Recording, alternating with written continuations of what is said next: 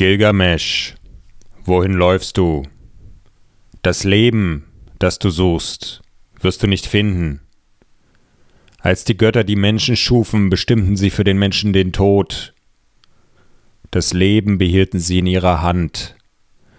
Drum, Gilgamesch, fülle dein Leib, freu dich bei Tag und Nacht, feiere jeden Tag ein Freudenfest. Tag und Nacht spring und vergnüge dich. Zieh reine Kleider an, wasche dein Haupt und bade dich im Wasser. Schau froh auf das Kind, das dich in der Hand hält. Und dein Weib freue sich in deinen Armen.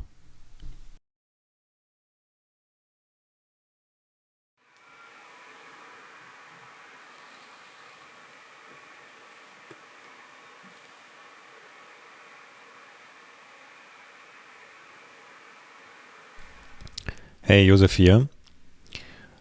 Willkommen zum ersten Video aus dieser Reihe, in der es mir darum geht, die Lebenspraxis in Bild und Ton zu versiegeln und zu zeigen, was das für uns so bedeutet. Hier werden hauptsächlich Marianne und ich die Protagonisten sein, aber auch andere Leute hier und da. Ist vielleicht ein bisschen unkonventioneller Start, weil ich auf einer Clindamycin-Kur hier bin. Also ich muss Antibiotika nehmen. Gerade. Und das ist auch direkt die zweite Runde hintereinander. Davor hatte ich so eine Art Penicillin, ich weiß jetzt gerade gar nicht mehr, wie das heißt, aber das hat nicht funktioniert und jetzt muss ich was Stärkeres nehmen. Clindamycin ist jetzt halt so. Heißt, gerade ist für mich körperlich nicht so viel Action. Da bin ich ziemlich vorsichtig, weil es einfach für das Long Game ja keinen Sinn ergibt, jetzt irgendwie groß viel zu machen und dann im Endeffekt aber die Rechnung dafür zu bezahlen. Also deswegen jetzt lieber ruhig. Das, was ich körperlich mache, ist hauptsächlich leichte Sachen wie Thromb oder sowas oder viel zu Fuß gehen. Ja, und das wird auch ein bisschen hier vorkommen in dem Video, aber auch wird vorkommen, dass ich mich da nicht immer ganz strikt dran gehalten habe.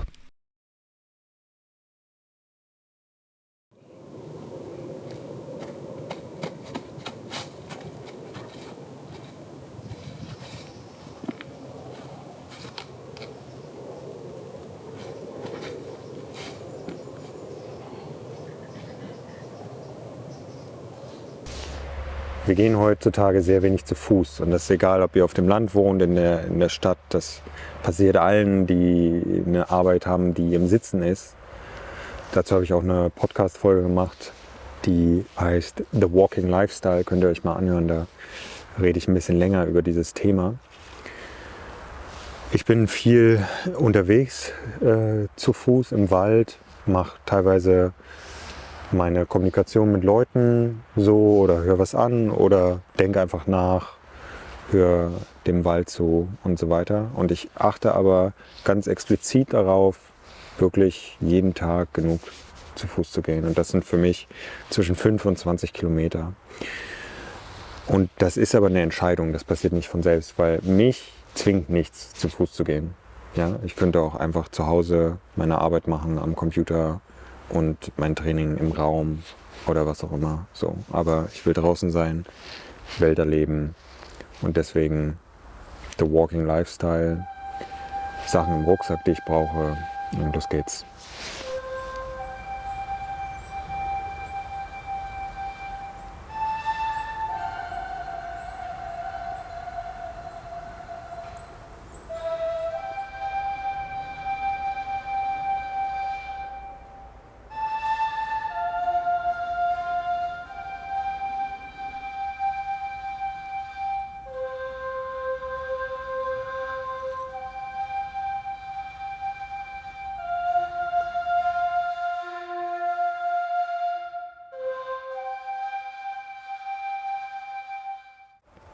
Schaut mal, was wir hier haben. Das ist die Birke, wie man an den Seiten sieht, aber ganz zerfurcht. Und hier ist in großen Stücken die Rinde abgeplatzt.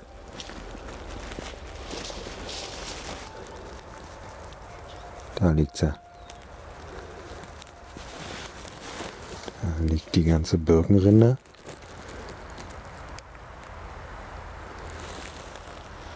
Überall um den Baum herum. Schaut, wie das alles abgeplatzt ist. Da, der ganze Baum.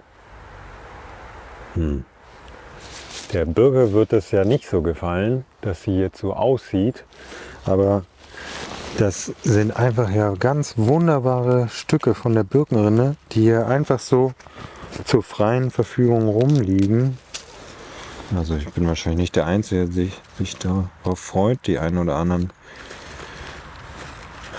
Käfer oder was auch immer mögen das bestimmt auch. Aber Birkenrinde ist ja, wie viele wissen, einfach so wunderbar, um Feuer anzumachen. Durch die Teerhaltigkeit kann man das selbst bei Nässe anmachen. Es ist jetzt auch nass, ich habe aber auch kein Feuerzeug mit. Und ich mache jetzt hier auf jeden Fall auch, würde ich jetzt auch nicht hier machen, ist ja klar.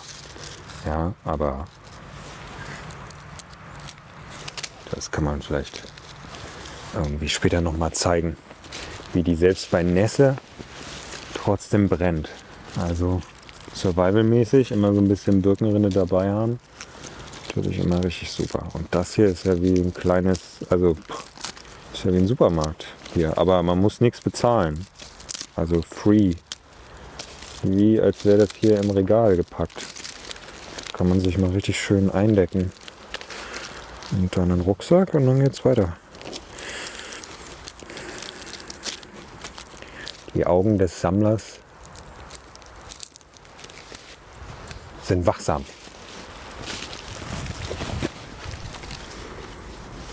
So, und jetzt will ich die ganze Birkenrinde natürlich nicht einfach so in meinen Rucksack schmeißen.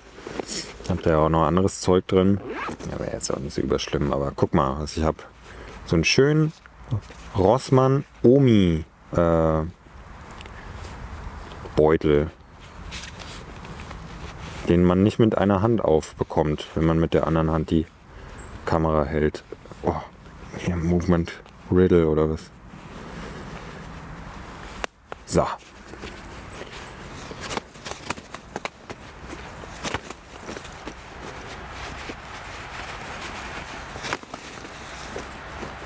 Ja, schöner Beutel, immer leicht, immer klein verpackt, kann man dabei haben für Birkenrinde. Das ist doch super. Dann kommt das da rein und dann kommt das in den Rucksack und dann geht's weiter. Und da, wo der Wald sich lichtet, findet man dann oft die ein oder anderen Wildkräuter. Das, was wir hier vor uns haben, ist aber das Gegenteil davon. Das ist der gefleckte Schierling, wenn ich mich nicht irre. Und dann haben wir eine hochgradig giftige Pflanze hier vor uns. Viele von euch kennen vielleicht, dass man vom Schierlingsbecher spricht. Das ist das, womit Sokrates, der zum Tode verurteilt wurde, dann seinen Tod vollzogen hat. Das, womit man vorsichtig sein muss, ist, ihr seht, das sieht ein bisschen aus wie Sellerie oder Karotten oder vielleicht für den einen oder anderen auch wie Petersilie. Und es gibt da noch einige andere, die auch so ein bisschen so ähnlich sehen und essbar sind. Und da muss man sich echt sehr sicher sein, was man in seinen Mund tut, wenn es zu diesen ähnlich aussehenden Gewächsen kommt. Hier haben wir dann eine Ampferart, das ist auf jeden Fall schon mal ungefährlicher. Und dann haben wir hier noch die Vogelmiere. Vogelmiere, Stellaria media. Inhaltsstoffe und Wirkung. Die Vogelmiere ist reich an Mineralien und enthält doppelt so viel Calcium, 3-mal so viel Kalium und Magnesium und 7-mal so viel Eisen wie der Kopfsalat. Auch im Gehalt an Vitamin A und C ist die Vogelmiere dem Kopfsalat mit dem 2- bzw. 8-fachen Gehalt deutlich überlegen. Sie enthält außerdem die Vitamine B1, B2 und B3 und das Spurenelement Selen. Ferner Schleimstoffe, Saponine, Flavonoide, Kieselsäure und Gamma-Nilolensäure. In der Volksheilkunde wird die Vogelmiere bei Husten, Asthma und Lungenerkrankungen eingesetzt. Außerdem zur Reinigung und Kräftigung des ganzen Organismus.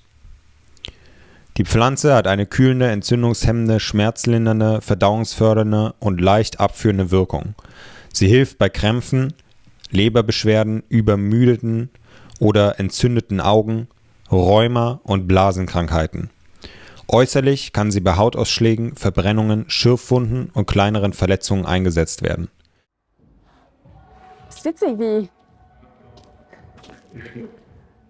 Also wenn ich so hierher fahre, dann denke ich immer so, ah ja, cool, ich freue mich auf die Route und auf die Route, die ich noch nicht geschafft habe. Das ist so, als würde ich so Freunde treffen, mit denen ich ein Thema nicht so ausgesprochen habe.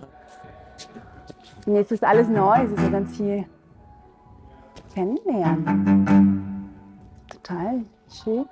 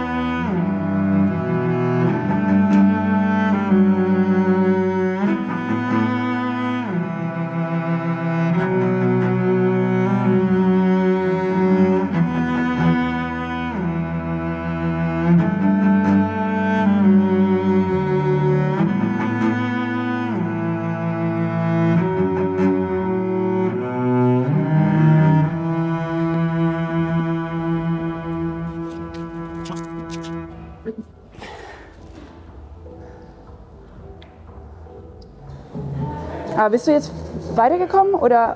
Nö, aber ich bin besser da angekommen. Mal probieren? Ja.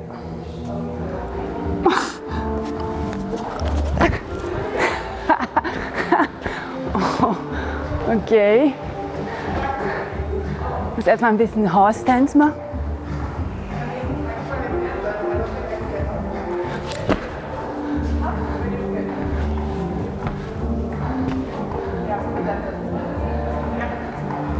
Aber ich weiß nicht, ob es sinnvoll ist, den Fuß darauf zu packen für mich.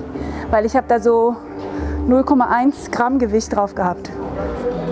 Diese Route sollte ich nicht machen. Sie ist sehr schwer und ich muss mich schonen. Aber Mariana will sie jetzt, übt sie und ich will jetzt auch. Scheiße. Ja.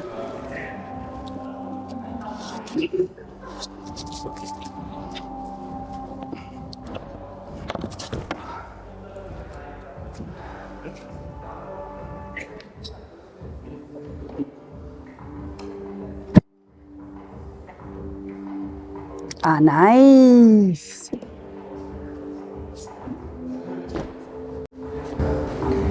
Direkt ins Bett.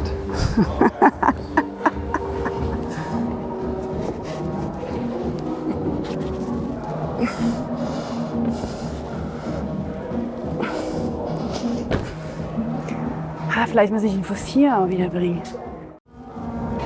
What do you think, was denkst du über diese Route, Josef? Ich denke, sie ist grün. Treibt mich zur Unvernunft. Ich bin komplett überfordert.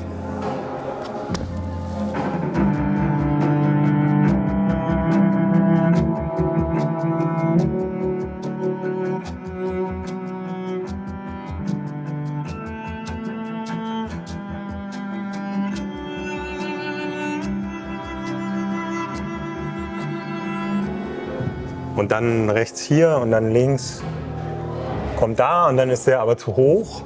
Ich hätte gerne hier links und dann hier und dann glaube ich, dann geht das. Warte mal, vielleicht kann ich hier, das links, rechts kriege ich da auch nicht hin. Zack, Fußwechsler hier, bin ich auch zu dumm. Taka, taka, taka, ta. Taka, taka, taka, taka, ta, ta, ta.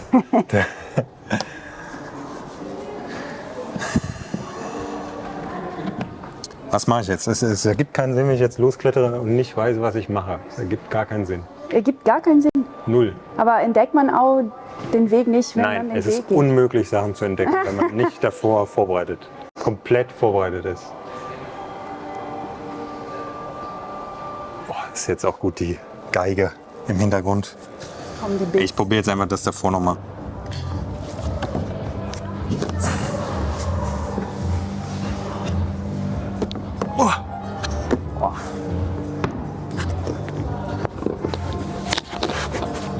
Und weg.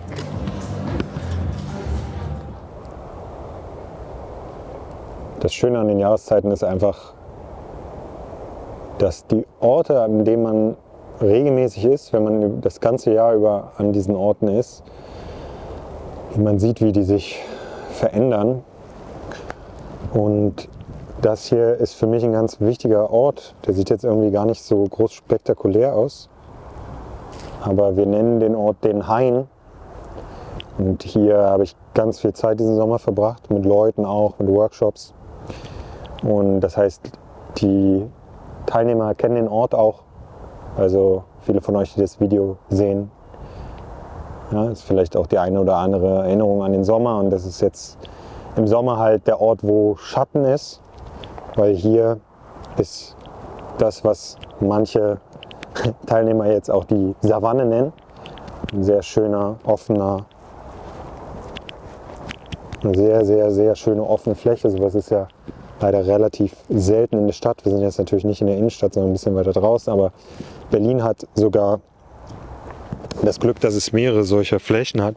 Und ich finde diese hier einfach besonders schön, weil das nicht eben einfach nicht nur eine offene Fläche ist, sondern da sind halt ein paar Bäume. Ne? Ihr seht, da sind ein paar Eichen stehen da rum. Und hier an den Rändern sind halt die Kiefern, die hier sind. Und dadurch hat das irgendwie so eine sehr schöne Begrenzung.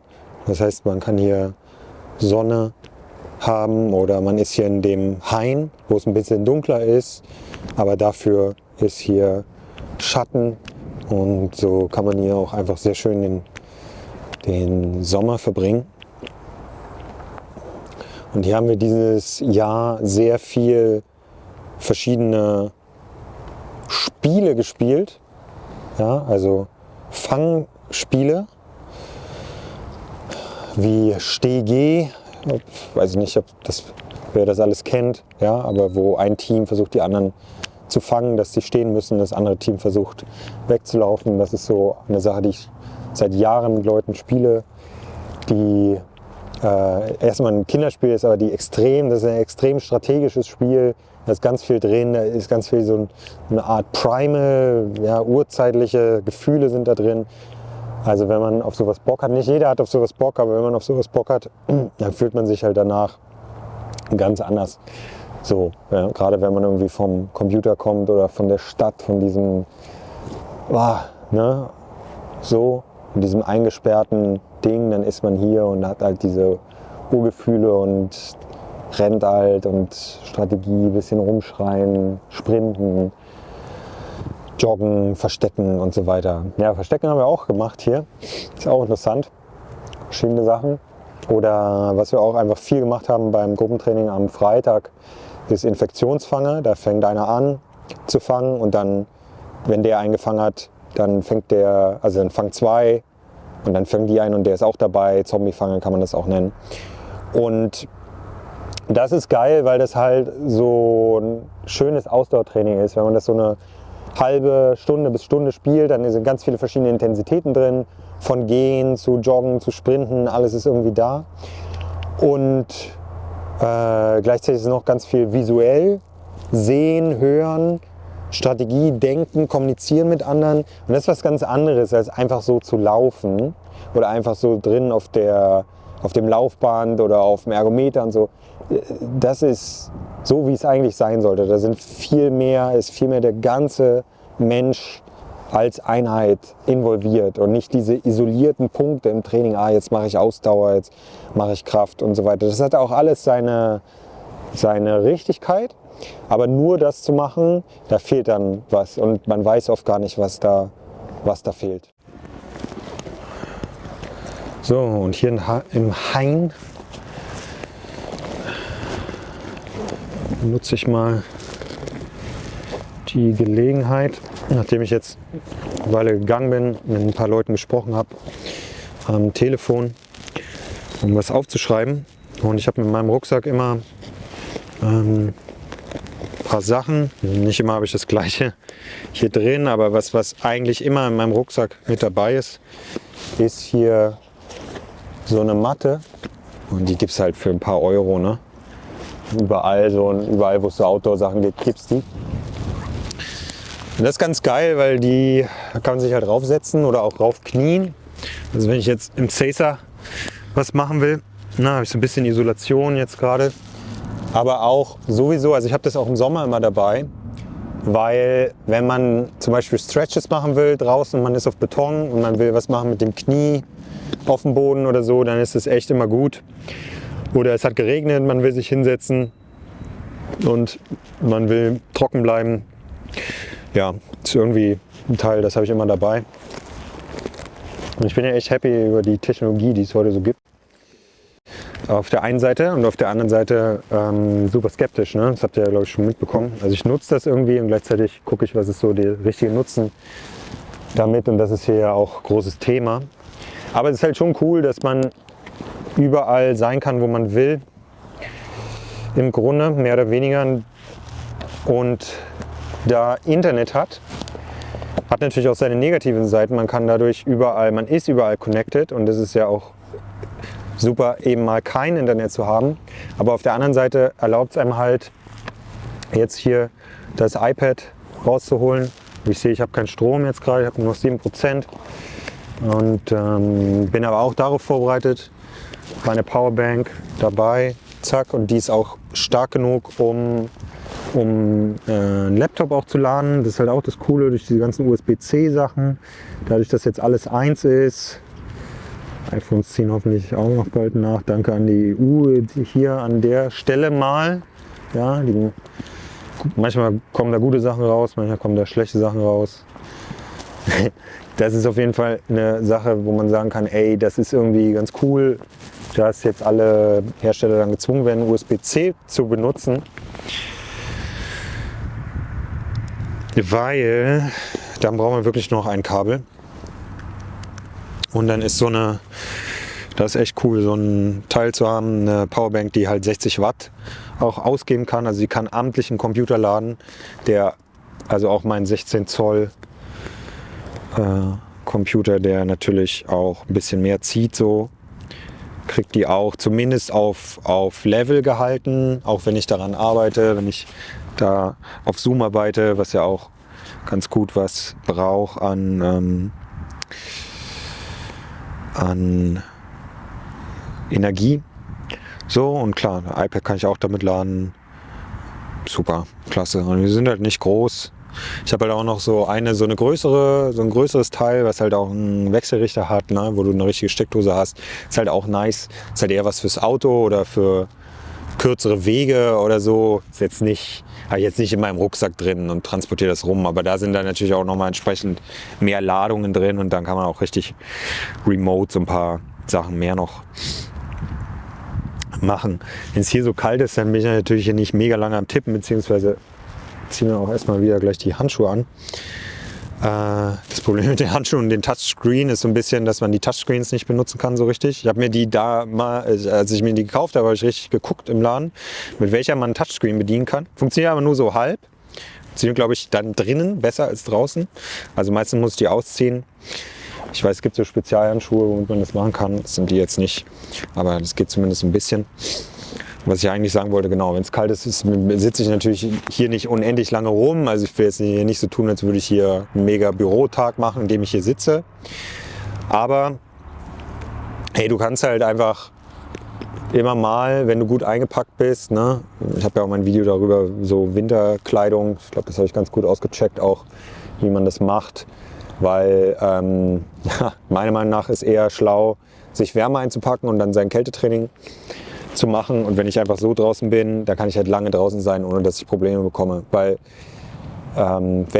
das ist das, was man lernt, wenn man ein bisschen mehr im Winter draußen ist, also mehrere Tage am Stück auch, quasi so wildnismäßig, survivalmäßig Sachen macht. Wenn du nicht aufpasst, kühlst du halt aus, wenn du nicht genug Kleidung hast, und dann wird es halt irgendwann kacke, wenn du wirklich nicht reingehen kannst tagelang. So, und wenn du keine externe Wärmequelle hast. Und deswegen besser warm genug anziehen, und da hat man halt auch Bock drauf. Und dann ist es eine schöne Sache, so ein bisschen so eine weihnachtliche Wintersache. Heute viel Wind, erinnert mich ein bisschen an meine Heimatstadt, so ein bisschen Rostock-Style hier mit dem Wind. Genau, jetzt setze ich mich hin, schreibe ein bisschen was und dann geht's weiter. Ich gehe runter, ich bin hier eingedreht mit dem einen Fuß und der andere Fuß ist quasi, also einfach nach vorne mehr oder weniger. Genau, und wenn ihr könnt, dann sitzt ihr hier hinten drauf auf der Ferse. Erstmal kurz unten bleiben.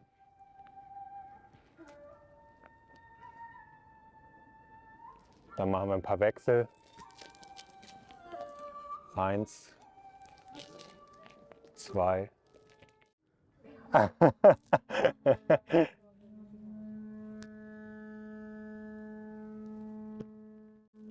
Dann gehe ich nochmal nach vorne, aber diesmal mit den Knien am Boden. Ich habe so diesen Stretch in den Zehen. Das ist wie so eine Mini-Welle, die durch die Wirbelsäule geht. Auch durch die Beine. Und die Arme sind weiterhin ganz entspannt. Versucht Druck auf dem großen Zeh zu haben. Ganz leicht gebeugt. Ich gehe runter und es ist jetzt gar nicht so, dann komme ich wieder hoch und gehe zurück. Und es ist gar nicht so, dass ich in so einen krassen Stretch gehe oder so, sondern es geht eher um die Weichheit. Ja, dass ihr die Gelenke arbeiten lasst, um runterzukommen. Eher durch Entspannung. Wo ich hier so draußen bin und mir bewusst ist, dass die Orte, an die ich immer wieder zurückkehre, Orte sind, die die Teilnehmer auch kennen und die Wiedererkennungswert haben und die Leute auch in Videos sehen und wo sie, wenn sie dann mal dahin kommen, sagen, ah ja, das ist dieser Ort. Da kam in mir die Frage hoch, was ist eigentlich ein Ort? Und was erzeugt das, dass ein Ort ist? Weil dieses Wort lädt ja ein Gebiet mit etwas auf, mit einer gewissen Bedeutung. Da passieren bestimmte Dinge an einem Ort. Und dadurch, dass man könnte sagen, die Welt so unser Studio ist, dass wir einfach an verschiedenen Umgebungen draußen immer wieder zurückkehren und dort Dinge machen. Dadurch laden wir also solche Gebiete mit Bedeutung auf und sie werden zu Orten.